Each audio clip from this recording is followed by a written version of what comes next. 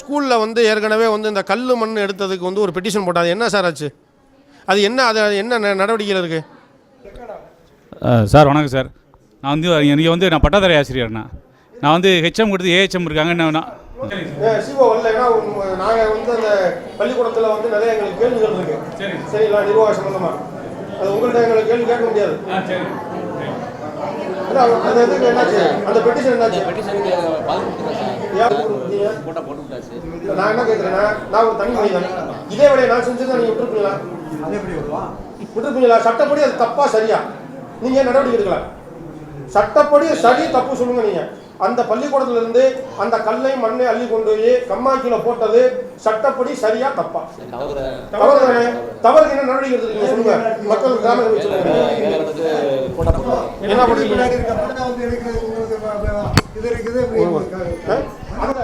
அந்த அது என்ன என்ன ரிப்போர்ட் கொடுத்துருக்கீங்க? மனுதாரருக்கு பதில் கொடுக்கல. உங்களுக்கும் பெட்டிஷன் கொடுத்துருக்கு. விஓக்கு அதில் வந்துருக்கு.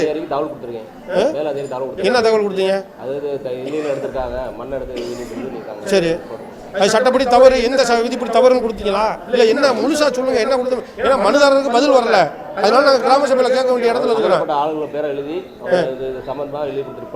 இன்னைக்கு வரைக்கும் அந்த கல் மண் எடுக்கல தெரியுங்களா? கிடக்கு. கழிவு நீர் எப்படி போகும்? அந்த அந்த பகுதி மக்கள் பாதிக்கப்படுவானா பாதிக்கப்பட மாட்டாங்க. அந்த கழிவு நீர் தேங்கி ஏற்கனவே ஜிபிஎஸ் காய்ச்சாங்கிறேன், அதுங்கிறேன், இதுங்கிறேன், ஏகப்பட்ட பிரச்சனை இருக்குது. இப்போ கழிவு நீர் தேங்கி இதில் வந்து கழிவு நீர் தேங்குறதுக்கான ஏற்பாடை ஒரு தலைமை ஆசிரியர் செய்கிறாரு. அவர் மீது நாங்கள் புகார் தர்றோம். நீங்கள் வந்து கொடுத்துட்ட 1 வருஷம் ஆக போகுது. இது வரைக்கும் இதுக்கு தான் நாங்கள் வட்டாட்சியரை வர சொன்னோம். உங்களுக்கும் கொடுத்துருக்குறோம், வட்டாட்சியர் கொடுத்துருக்கோம், ஆர்டிஓ கொடுத்துருக்கோம். கிட்டத்தட்ட 18 துறைக்கு அனுப்பியிருக்கிறோம். மைன்ஸ்க்கு அனுப்பியிருக்கிறோம், கலெக்டருக்கு அனுப்பியிருக்கிறோம், கல்வித்துறைக்கு அனுப்பியிருக்கிறோம். இதுக்கு தான் சிஓ வர சொன்னேன். சிஓ நடவடிக்கை இருக்கிற தலைமை ஆசிரியர் நாங்கள் கேட்கணும். நீங்கள் வருவாய்த்துறையில் வட்டாட்சியரில் கேட்கணும். நீங்கள் உங்களுக்கு அனுப்பின கடிதத்துக்கு எங்களுக்கு பதில் இல்லையே. அப்போ அங்கே கழிவு நீர் வந்து போக முடியாமல் இங்கே நிற்குது. அந்த இடத்த போய் பார்த்தீங்களா சார்? நாங்கள் ஊராட்சியை போய் நாங்கள் குறை சொன்னோம்னா ஊராட்சி எங்கள்கிட்ட என்ன செய்வாங்க? நாங்கள் என்ன பண்ணுறது? வருவாய்த்துறை போட்டு விட்டாங்கன்னு சொல்கிறாங்க. வருவாய்த்துறை அதை அகற்றுறதுக்கு முதல்ல முடிவு எடுத்துருக்கீங்க. நீங்கள் அதை எப்போ நீங்கள் அகற்றுவீங்க? அதை சொல்லுங்கள். நீங்கள் முதல்ல கல் மண் அப்சைடில் எப்போ அகற்றுவீங்க? எங்களுக்கு டைம் சொல்லுங்கள். இப்போ இந்த கிராம சபையில் நீங்கள் டைம் சொல்லி அதை அகற்றணும். தப்புன்னு சட்டப்படி தப்புன்னு சொல்லிட்டீங்க. அப்போ அகற்றணும்ல. எவ்வளோ நாளில்? 1 மாதம். இது அல்றதுக்கு 1 மாதமா சார்? 1 மணி நேரம் போதும் ஜேசிபி. நாங்கள் அள்ளிடவா? நாங்கள் அள்ளக்கூடாது. நாங்கள் கொட்டுனது தப்புன்னா அல்றது தப்புன்றதுக்காக நாங்கள் பேசாமல் இருக்கோம். நீங்கள் தான் அதை செய்யணும். வருவாய்த்துறை செய்யணும். எப்போ செய்யணும்னு சொல்லுங்கள். நீங்கள் வாங்க, ஊராட்சி செக்ரட்டரி இருக்கிறாங்க, கூட்டிகிட்டு போங்க, எடுங்க. எப்போ எடுப்பீங்க? நாளைக்கு எடுத்துருவீங்களா? இல்லை, நீங்கள் இந்த கிராம சபைக்கு சொல்லுங்கள் சார். அவங்கள்ட்ட சொல்லுங்க. கிராம சபைக்கு சொல்லுங்கள். சபைக்கு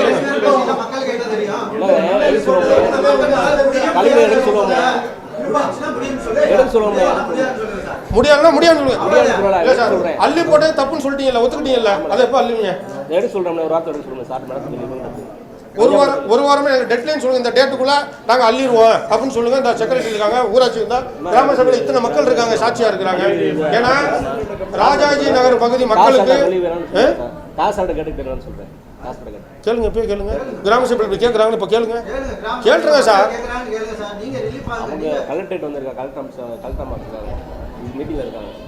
கலெக்டரோட நாங்கள் தான் சார் பெரிய ஆளு.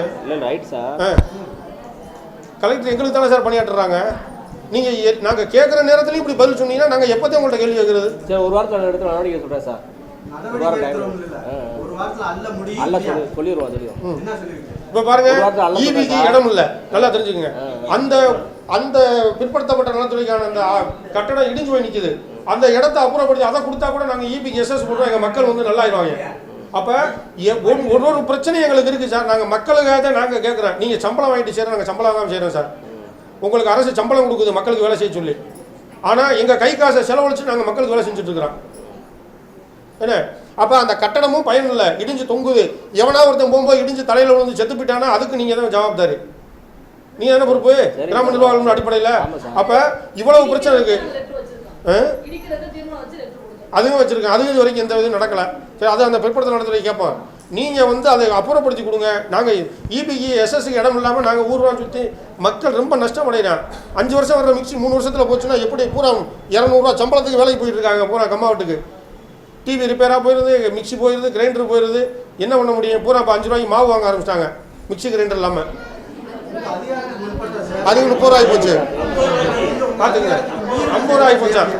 அப்போ மக்களை வந்து சுமையில் தள்ளுறீங்க. எல்லாம் அரசு அதிகாரிகளுடைய கவனக்குறைவு, அரசு அதிகாரிகளுடைய அலட்சியத்தின் காரணமாக மக்கள் பாதிக்கப்படுறாங்க. வேற எந்த துறை வரலையே, சுகாதாரத்துறை வந்திருக்கிறாங்க. கேளுங்க. ஒரு வாரத்தில் எடுக்கிறோம்னு சொல்லியிருக்காருமா, நீங்க தான் எங்களுக்கு பொறுப்பு. இந்த சிபிசி காய்ச்சல் என்றால் என்ன சார்? கிராம சபை இல்லைம்மா, கிராம சபையில் ஆட்சி கொடுத்துருக்காங்க, ஒரு வாரத்தில் எடுக்கிறோம்னு நீங்க தான் திரும்ப தொடர்பு வரணும்.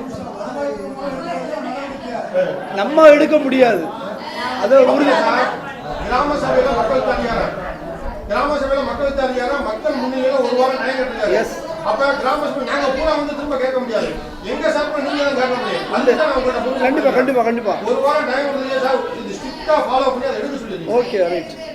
அப்படி அவங்க ஸ்ட்ரிக்டா அவங்க அந்த பண்ணாத பட்சத்தில் நீங்கள் வந்து அடுத்த கூட்டத்தில் வந்து நாங்கள் சொல்லி முயற்சி பண்ணோம், முடியலை, இனி மக்களாகிய நீங்கள் என்ன பண்ணுறீங்களோ பண்ணிக்கோங்கன்னு சொல்லி அதுக்கான அறிவிப்பை கொடுத்துருங்க.